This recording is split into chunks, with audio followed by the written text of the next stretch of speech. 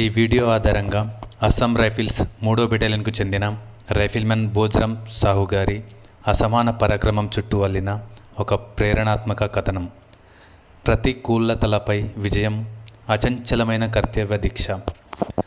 జీవితంలో కష్టాలు, ఊహించని సవాళ్లు ఎదురైనప్పుడు మనకు కావాల్సింది అచంచలమైన గుండె నిబ్బరం మరియు మొక్కవోని ధైర్యం.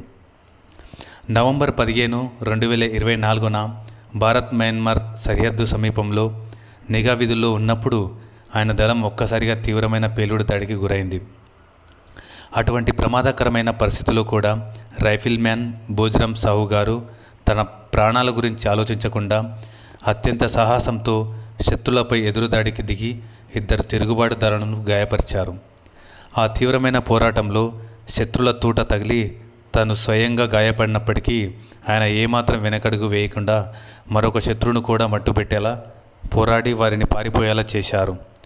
ఈ సంఘటన మనకు ఒక గొప్ప పాఠాన్ని నేర్పుతుంది. లక్ష్య సాధనలో లేదా జీవిత ప్రయాణంలో ఎదురు దెబ్బలు తగిలినా, గాయాలైనా మనలోని ఆత్మవిశ్వాసాన్ని కోల్పోకుండా పట్టుదలతో ముందడుగు వేస్తే ఎంతటి కఠినమైన సవాళ్లనైనా ఎదుర్కొని అద్భుత విజయాలను సాధించవచ్చని ఈ వీరుడి కర్తవ్య దీక్ష మనకు నేర్పిస్తుంది. జై హింద్. वीरता तथा कर्तव्य निष्ठा के लिए आपको शौर्य चक्र से सम्मानित किया जाता है। राइफलमैन भोजराम साहू।